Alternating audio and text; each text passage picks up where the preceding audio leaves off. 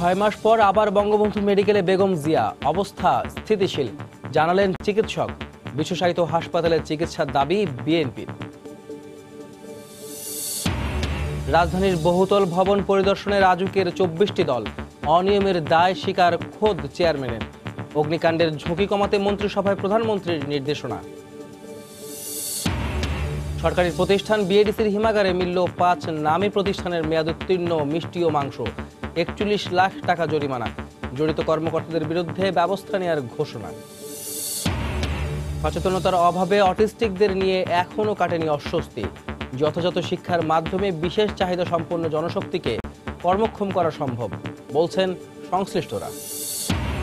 এবং বিশ্বকাপে বাংলাদেশ দলের নিরাপত্তার বিষয় জানতে চেয়ে আইসিসিকে বিসিবির চিঠি। সফরে ক্রিকেটারদের নামাজ আদায়ের সময়ও থাকবে কঠোর নিরাপত্তা।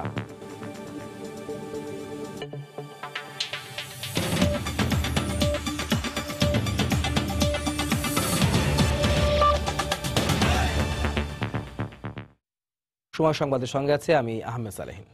বঙ্গবন্ধু মেডিকেল বিশ্ববিদ্যালয় হাসপাতালে বেগম জিয়ার চিকিৎসা সম্ভব বলে জানিয়েছেন হাসপাতালের পরিচালক ব্রিগেডিয়ার জেনারেল মাহবুবুর রহমান।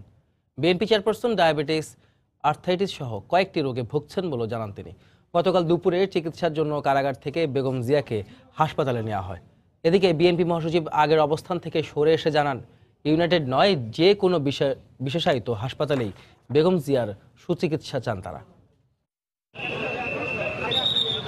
দুর্নীতির 2 মামলায় দণ্ডপ্রাপ্ত বেগম জিয়াকে চিকিৎসার জন্য হাসপাতালে নিয়ে যেতে সোমবার সকাল থেকেই নাজিমউদ্দিন রোডের পুরনো কেন্দ্রীয় কারাগার এবং বঙ্গবন্ধু মেডিকেল বিশ্ববিদ্যালয় হাসপাতালে নেওয়া হয় কঠোর নিরাপত্তা ব্যবস্থা। কারাগার থেকে হাসপাতালে যাওয়ার পুরো পথেই বাড়ানো হয় আইনশৃঙ্খলা রক্ষাকারী বাহিনীর সদস্য। বিএনপি চেয়ারপারসনের দৈনন্দিন ব্যবহার্য জিনিসপত্র আনা হয় বঙ্গবন্ধু শেখ মুজিব মেডিকেল বিশ্ববিদ্যালয়ে, রাখা হয় কেবিন ব্লকের 621 ও 22 নম্বর কেবিনে। সোমবার দুপুর 12:15টার দিকে কারাগার থেকে বের করা হয় বেগম জিয়াকে। তার গাড়িটির সামনে ও পেছনে ছিল আইনশৃঙ্খলা রক্ষা বাহিনীর নিরাপত্তা বেষ্টিত গাড়িবহর। 15 মিনিটের মধ্যে তাকে আনা হয় বঙ্গবন্ধু মেডিকেলে। এ সময় কারা কর্তৃপক্ষ ও আইনশৃঙ্খলা রক্ষাকারী বাহিনীর সদস্যদের সহযোগিতায় গাড়ি থেকে নেমে হুইল চেয়ারে হাসপাতালে প্রবেশ করেন বেগম জিয়া। পরে বিকেল 3টার দিকে বেগম জিয়ার শারীরিক অবস্থা সম্পর্কে গণমাধ্যমকে অবহিত করেন হাসপাতালের পরিচালক। আমাদের বোর্ডের সকল সদস্য বৃন্দ ওনাকে দেখে এসছেন, ওনার সাথে কথা বলেছেন এবং ওনার প্রয়োজনীয় যে ওষুধপত্র সেটা প্রেসক্রাইব করে দিয়ে এসছেন। তো উনি আজকে থেকে ওই ওষুধ সেবন করবেন। তো উনি এখন সুস্থ আছেন। এর আগে সাংবাদিকদের সঙ্গে আলাপে বিএনপি মহাসচিব মির্জা ফখরুল ইসলাম আলমগীর আবারও বেগম জিয়ার ইচ্ছা অনুযায়ী উন্নত চিকিৎসার জন্য বিশেষায়িত হাসপাতালে নেওয়ার দাবি জানান। অত্যন্ত উদ্বিগ্ন, শঙ্কিত এবং আমরা সেই জন্যই বারবার করে বলছি যে তাকে উন্নত চিকিৎসার জন্য তাকে অবশ্যই বিশেষায়িত হাসপাতালে পাঠানো হোক। আমরা আশা করব যে আজকে সরকার চেষ্টা করবেন যে এখানে সর্বোচ্চ চিকিৎসা তাকে যেন দেওয়া সম্ভব হয় এবং একই সঙ্গে তাকে সবচেয়ে একটা ভালো পরিবেশ যেন তৈরি করা হয়। এর আগে সবশেষ গত বছরের 6 অক্টোবর তাকে আদালতের নির্দেশে বঙ্গবন্ধু মেডিকেল বিশ্ববিদ্যালয় হাসপাতালে ভর্তি করা হয়। 1 মাস 2 দিন চিকিৎসা শেষে গত 8ই নভেম্বর আবারও কারাগারে নেওয়া হয় বেগম জিয়াকে। 13 মাস ধরে কারাগারে থাকা বিএনপি চেয়ারপারসনকে এ নিয়ে তৃতীয়বার হাসপাতালে নিয়ে আসা হলো। খান মোহাম্মদ রুমেল, সময় সংবাদ, ঢাকা।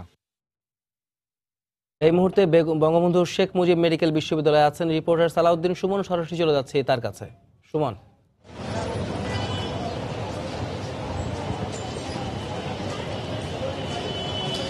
সালেহীন, আপনি জানেন যে বিএনপি চেয়ারপারসন বেগম খালেদা জিয়াকে গতকাল চিকিৎসার জন্য কারাগার থেকে বঙ্গবন্ধু শেখ মুজিব মেডিকেল বিশ্ববিদ্যালয় হাসপাতালে নিয়ে আসা হয়েছে এবং দুপুরে তার যে চিকিৎসা, সেই চিকিৎসা প্রাথমিকভাবে শুরু হয়েছে। তার চিকিৎসায় গঠিত মেডিকেল বোর্ড তারা গিয়ে তার সঙ্গে কথা বলেছেন এবং এ নিয়ে কিন্তু সাংবাদিকদের সঙ্গে কথাও বলেছেন। তারা কিন্তু জানিয়েছেন যে বেগম জিয়ার যে বাতজনিত রোগ আর্থ্রাইটিস এবং যে তার ডায়াবেটিস, সেই রোগের কথাগুলো বলেছেন। আজকে তাকে কখন আবার সেই মেডিকেল বোর্ড দেখতে যাবেন তার চিকিৎসার ব্যাপারে, সেই বিষয়টি এখন পর্যন্ত গণমাধ্যম কর্মীদের হাসপাতাল কর্তৃপক্ষ জানায়নি। সকাল থেকে এখানে গণমাধ্যম কর্মীরা রয়েছেন, তারা যোগাযোগ করার চেষ্টা করছেন, কথা বলার চেষ্টা করছেন যে আজকে বেগম জিয়ার কি ধরনের তার স্বাস্থ্যগত পরীক্ষা নিরীক্ষা বা তার স্বাস্থ্য যে চিকিৎসার বিষয়টি সেগুলো কখন কিভাবে হবে সে বিষয়টি জানার চেষ্টা করছে। কিন্তু মেডিকেল কর্তৃপক্ষ এখন পর্যন্ত সে বিষয়গুলো সাংবাদিকদের জানায়নি। তবে শীঘ্রই হয়তো সেগুলো আমরা জানতে পারবো। আর আপনারা এই এখন যে কক্ষটি দেখতে পাচ্ছেন যে 6 তলার 621 নম্বর কক্ষ, যে পর্দা ঝুলানো যে কক্ষটি দেখতে পাচ্ছেন কেবিন ব্লকের, সেখানে কিন্তু বিএনপি চেয়ারপারসন বেগম খালেদা জিয়া এখন অবস্থান করছেন। সেখান থেকেই চিকিৎসা নিচ্ছেন।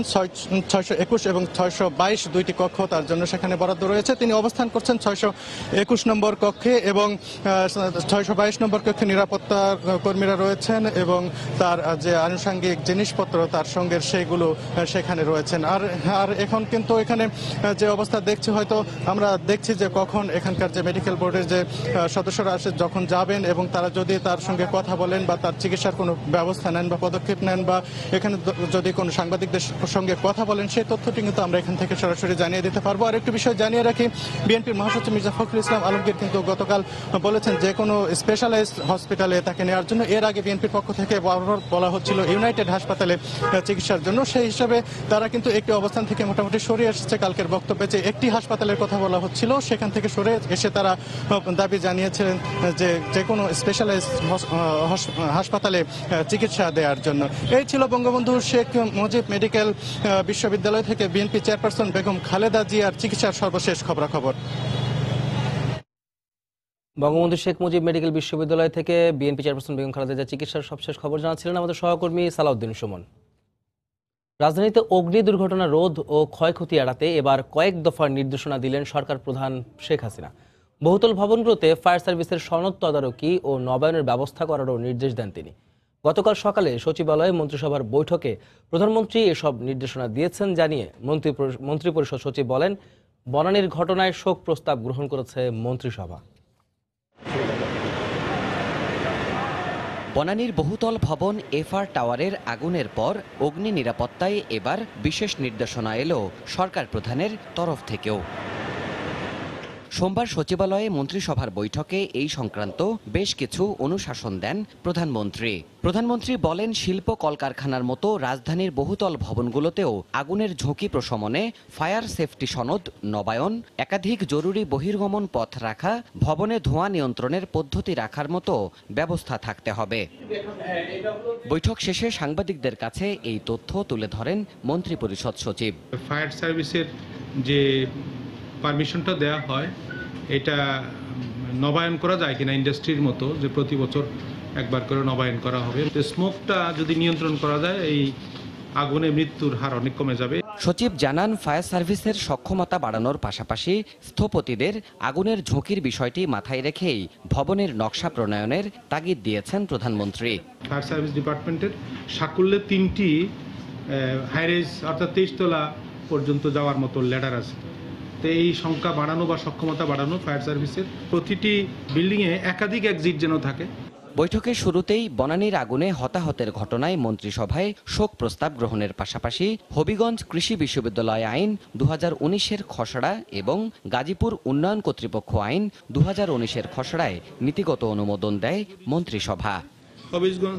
দেবাশিস রায়, সময় সংবাদ, ঢাকা। রাজধানীতে নির্মিত বহুতল ভবনের অনিয়ম ও নকশা বহির্ভূত অবকাঠামো গড়ে ওঠার দায় রাজুক এড়াতে পারে না বলে মন্তব্য করেছেন সংস্থাটির চেয়ারম্যান। গতকাল নকশা বহির্ভূত ভবন চিহ্নিত করতে রাজুকের অভিযানের প্রথম দিনে তিনি সাংবাদিকদের কথা বলেন।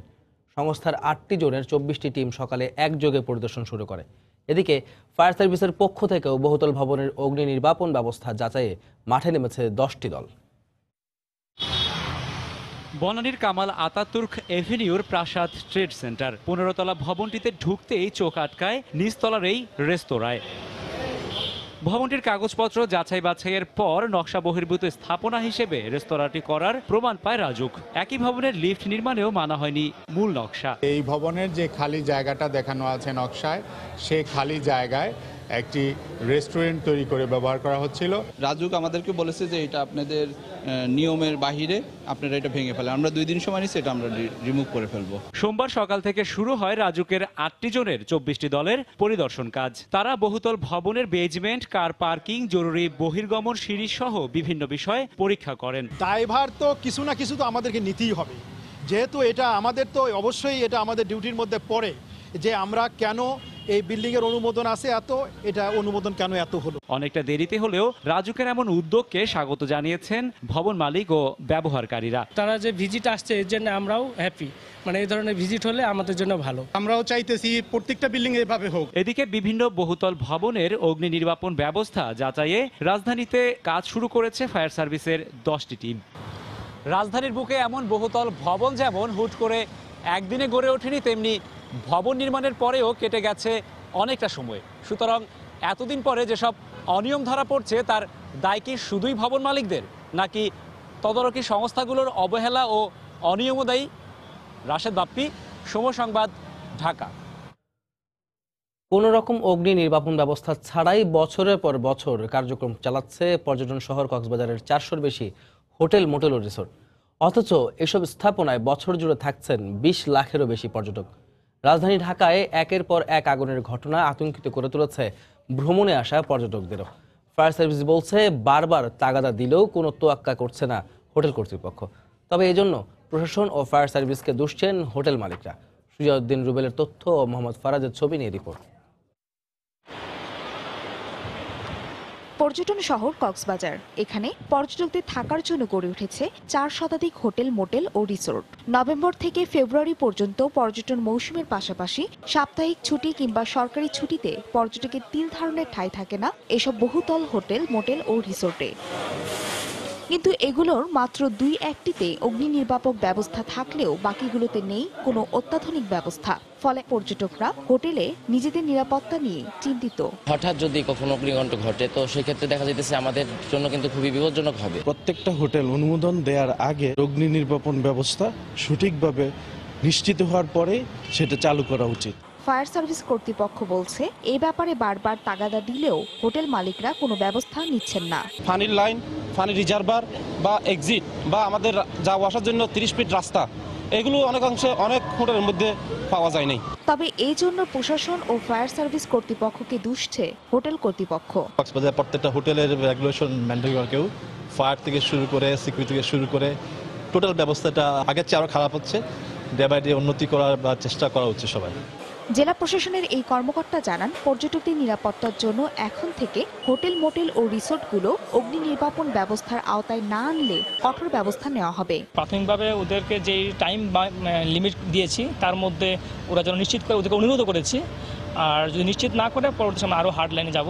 অগ্নি নির্বাপন ব্যবস্থা না থাকায় সোমবার hotel Best Western Heritage, Sea World Resort ও উইন্ডি টেরেজ হোটেলকে মোট 1 লাখ টাকা জরিমানা করেছে জেলা প্রশাসনের ভ্রাম্যমাণ আদালত। সময় সংবাদ, কক্সবাজার। এইচএসসিতে আজ অনুষ্ঠিত হচ্ছে বাংলা দ্বিতীয় পত্রের পরীক্ষা। এই মুহূর্তে ঢাকা কলেজে আছেন রিপোর্টার মৌসুমী মৌ। সরাসরি চলে যাচ্ছি তার কাছে।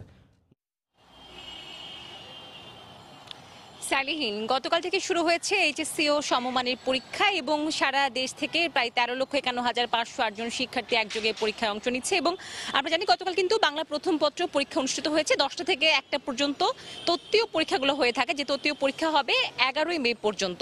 আজকে বাংলা দ্বিতীয় পত্র পরীক্ষা এবং বাংলা দ্বিতীয় পত্র পরীক্ষা আমরা এই মুহূর্তে রয়েছে আসলে ঢাকা কলেজ কেন্দ্রে। এবং আমরা জানি রাজধানী ঢাকাতে যতগুলো কেন্দ্র রয়েছে, ঢাকা কলেজ কেন্দ্র হচ্ছে মোটামুটি বড় একটি কেন্দ্র এবং এখানে 4000 শিক্ষার্থী এই পরীক্ষায় অংশ নিচ্ছে। তো সকাল থেকে এখনো পর্যন্ত আমরা আসলে কোনো ধরনের অপ্রীতিকর ঘটনা এখনো পর্যন্ত শুনিনি, কোনো ধরনের অভিযোগ আসলে আমরা পাইনি। আর 10টার পর থেকেই মূলত পরীক্ষা শুরু হয়েছে। ঠিক 10টায় আমরা ঘন্টা বাজতে দেখেছি এবং নিয়ম অনুযায়ী পরীক্ষা শুরু হয়েছে।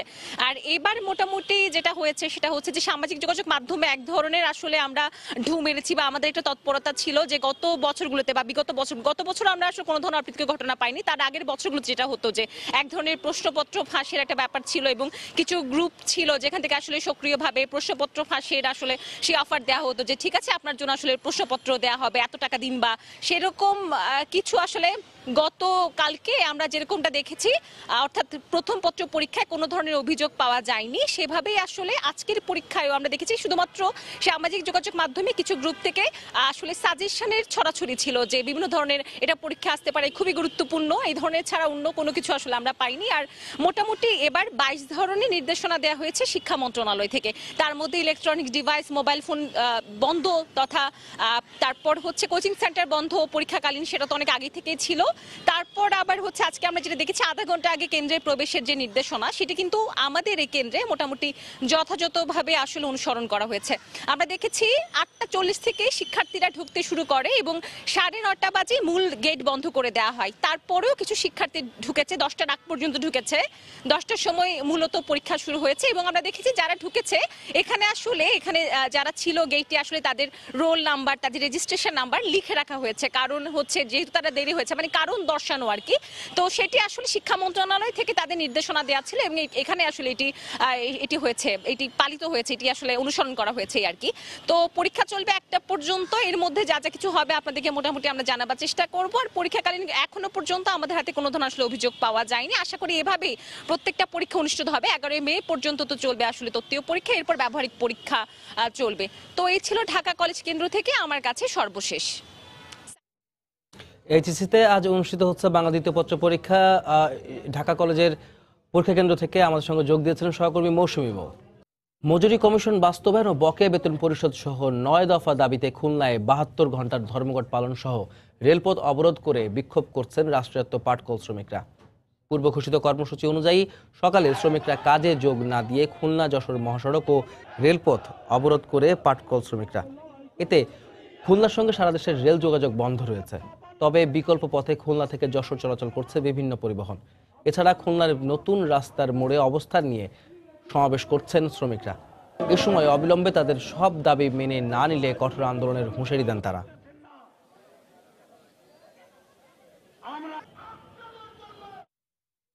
নারায়ণগঞ্জের প্রতিপক্ষের হামলায় নারীসহ 15 জন আহত হয়েছেন। এ সময় 35টি বাড়িঘর ভাঙচুর ও লুটপাটের অভিযোগ উঠেছে। গতকাল বিকেলে সোনারগাঁওয়ের মান্দারপাড়া গ্রামে এই ঘটনা ঘটে। স্থানীয়দের অভিযোগ, গত 31শে মার্চ অনুষ্ঠিত উপজেলা নির্বাচনে নৌকা প্রতীকের প্রার্থী মোশাররফ হোসেনকে ভোট দিয়ে বিজয়ী করায় পরাজিত প্রার্থী মাহফুজুর রহমান কালামের সমর্থকরা তাদের উপর হামলা চালায়।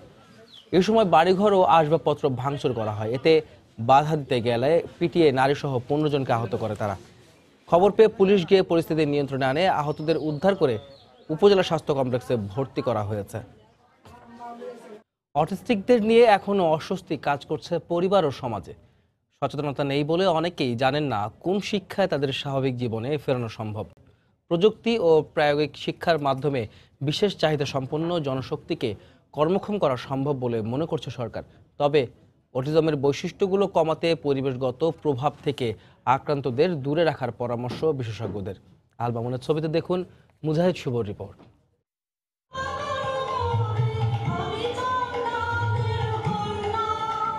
নাচ, গান আর অভিনয়ে সমানভাবে পারদর্শী অটিস্টিক সুস্মি। পড়াশোনায় অমনোযোগী হওয়ায় শিক্ষকরা তার ভেতরে লুকিয়ে থাকা গুণগুলোকে আলোর সামনে এনেছেন কৌশলে। তাই তো সে তার প্রতিভার স্বাক্ষর রেখেছে দেশের বাইরেও।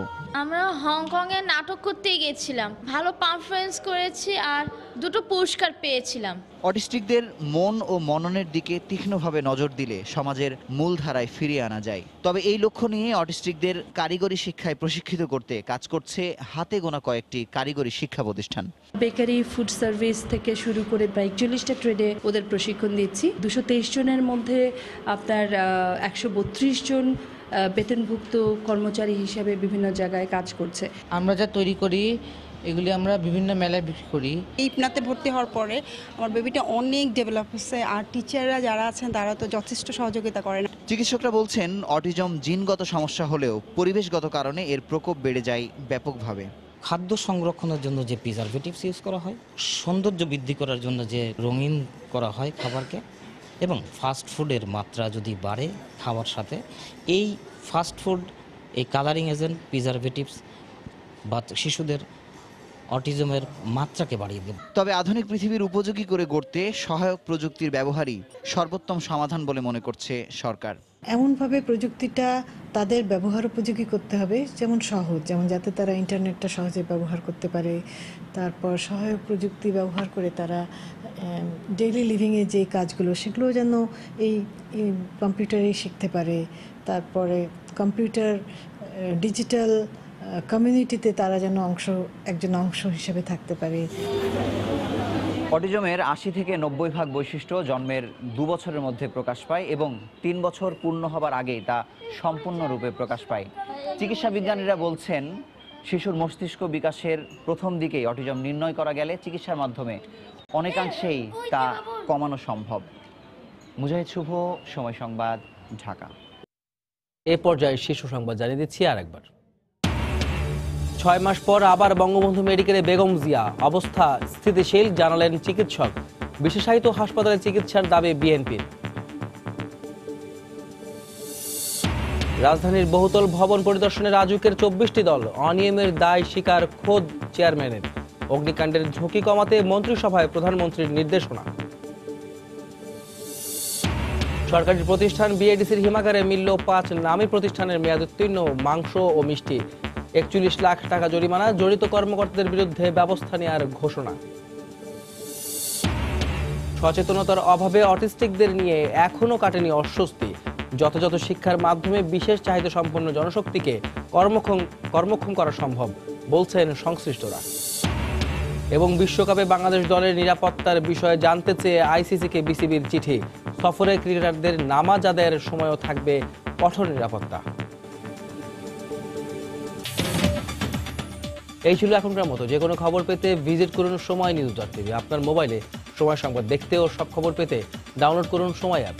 এছাড়া এইমাত্র পাওয়া খবর মোবাইলে পেতে SMS করুন *BN লিখে পাঠিয়ে দিন 16242 নম্বরে। সঙ্গেই থাকুন সময়ের।